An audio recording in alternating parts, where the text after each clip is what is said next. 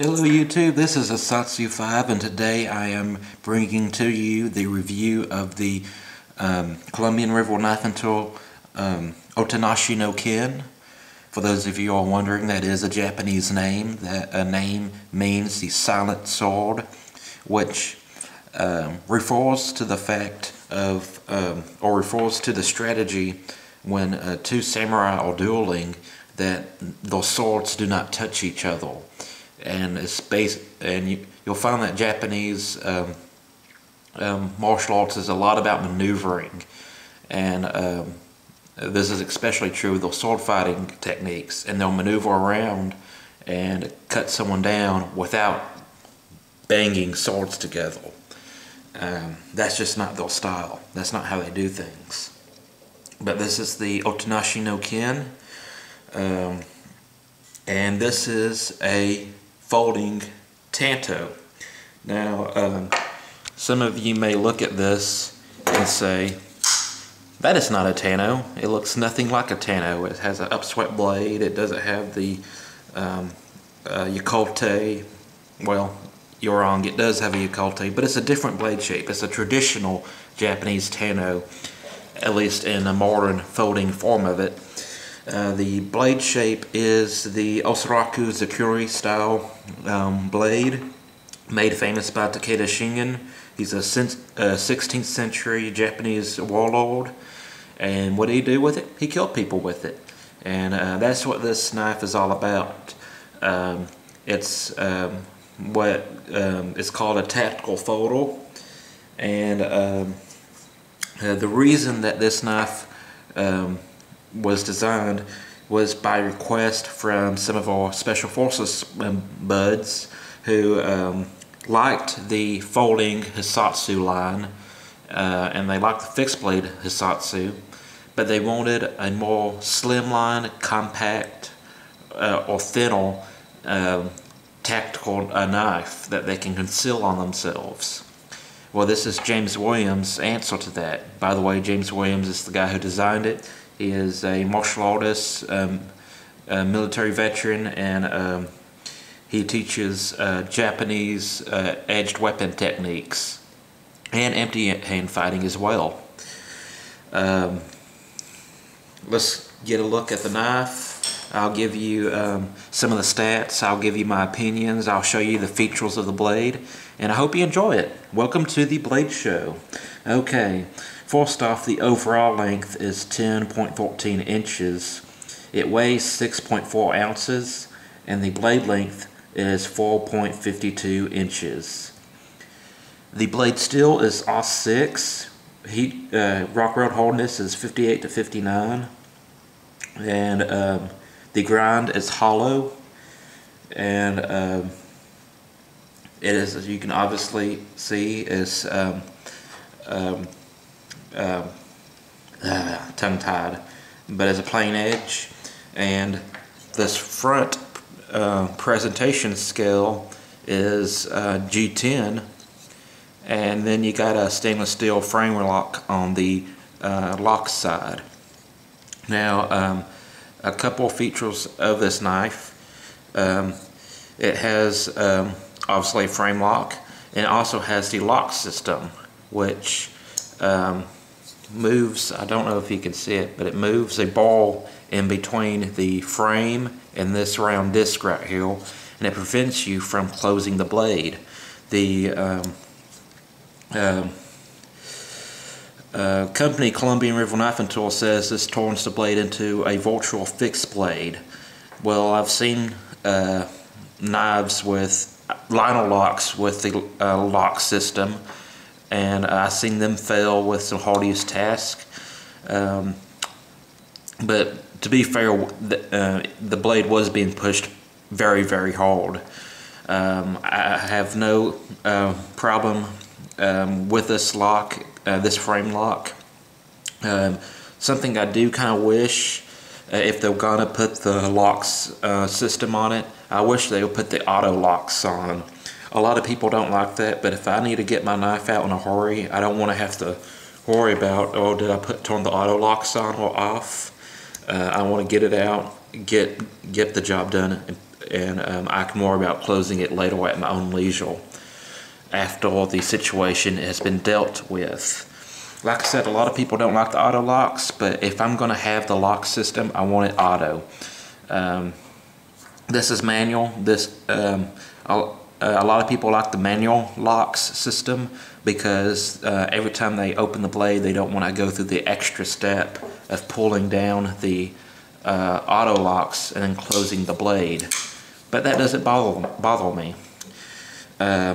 Me and my brother will talk about the auto locks and the lock system, and he jokes around, well, isn't the first lock not good enough that they have to put a second lock on the blade? Well, that's up to you to decide. I got this blade because I'm kind of a nostalgic person. I like historically and cultural significant blades. I like ethnic blades. I like blades that have tradition and history behind them. And this is a very good modern interpretation of it. As you may or may not know, and this is kind of my opinion, but after studying some Japanese martial arts films and some other videos, I've came to the conclusion that the Tanto was not actually a cutting blade, which it was a cutting blade. There was cutting involved, but it was very often used like a dagger. So it would be a single-edged dagger. And this blade is very pointy and makes for a very good piercing dagger. This will pierce flesh very easily, and I have video of that on already. I have a meat cut test video with this. I might put that in the description, but if I forget to, just look up Otanashi no Ken meat cut test. It'll take you right to it. And this knife from factory isn't to my expectations of what sharp is. It will take hair, but it doesn't take hair as easily as some other blades. It does have a opening disc, which I find to be very easy to use, and it is not rough on the thumb as well, so it's very easy to use, very comfortable to use, very natural to use. I did not put this knife through a lot of EDC tasks. I did cut with it, I did use it, but usually when I buy a blade like this that's going to be a dedicated weapon, I don't normally use it for EDC tasks heavily. If I just happen not to have a EDC knife on me, I will use it, but I usually keep a dedicated self-defense knife on me that I don't use for any other purpose. But I do test the knife out before I review it. I do meat cut test, and I will cut rope and certain stuff that people might cut with. So I do know how this knife performs. And in my opinion, I don't really like the upswept blade for what I use a knife for. I break down a lot of boxes, cut tape, and open boxes. And I find that a slightly drop point, or maybe a spill point, or the Endura has a very good blade shape, or the straddle that I carry has a very good blade shape for boxes. Now, if I was cutting meat on or doing a skinning task, yeah, sure, I'll take an upswept blade. Although this is a hunting knife, and I don't want you to confuse it for a hunting knife. But there's certain blade shapes that do the job better than others. Now, James Williams is a very big advocate of upswept blades. He believes that the longer the blade stays in the cut, that the deeper the cut will be, which that is true to a certain extent. I'm not arguing that, but this is just not an EDC knife to me. I don't look at it as an EDC knife, and I don't use it as such. When I carry this is strictly a self-defense knife, and the whole concept behind this knife, being a thin, easy to carry knife, is worked out beautifully. I don't have the measurements, but that's a very slimline knife. It's very comfortable in the pocket. It's very easy to get in and out of the pocket, and it's very easy to deploy. So I think it is a success far as that design concept is concerned. It is manual. That means there's no springs, no assisted mechanism. The knife opens as fast or as slowly as you want it to be opened. It does make a click when you open it, so keep that in mind. Depending on what you have going on that day, you might not want that click, but it makes it. Okay, and but like I said, it is manual, but it opens up very easily, very nicely. Let's see if I can get a price on this knife. The MSRP is $125. No, that's something else. It's $150, excuse me, from the Colombian River Knife and Tool website. I feel confident that whoever buys this knife will be able to use it in its intended purpose and be successful with it. But this is not my current self-defense knife of choice. Like I said, it's not a bad one. It's just not the one that I'm carrying right now. Some that has to do with I'm testing other knives. But, well, I'll keep this in the background. But the other reason is I think I found something better. And a lot of this has to do with where you live. I live in Texas. The legal carry length for any knife is 5.5 inches. And I found this, made by Cold Steel.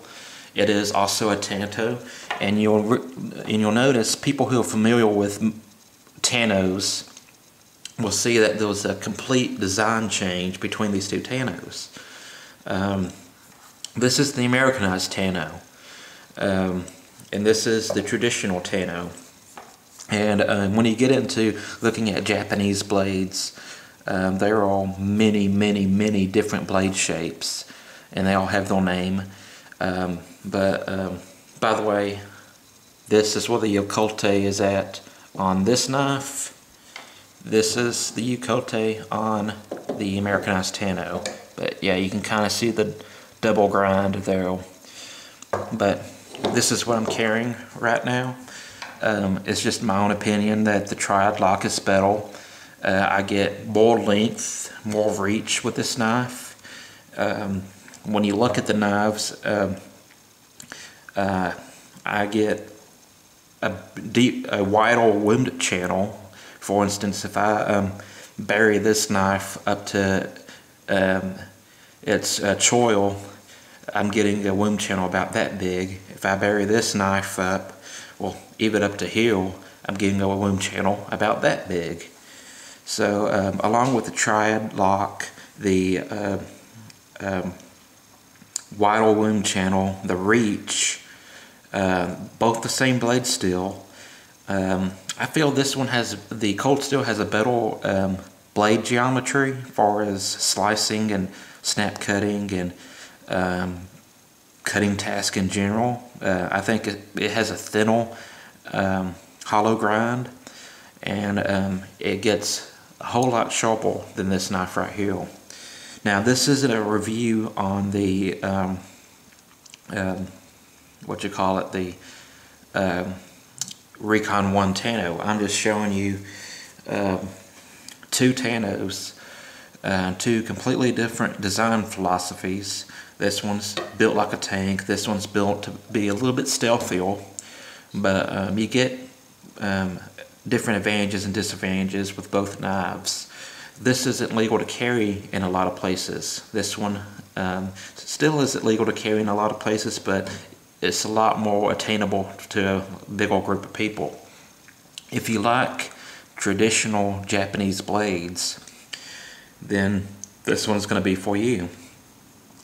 If you're into raw firepower, this one's for you.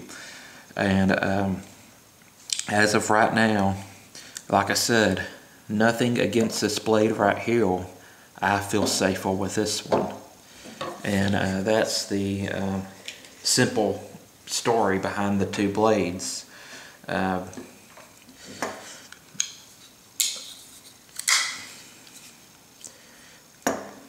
By the way, Japanese symbols out there, otanashi no ken.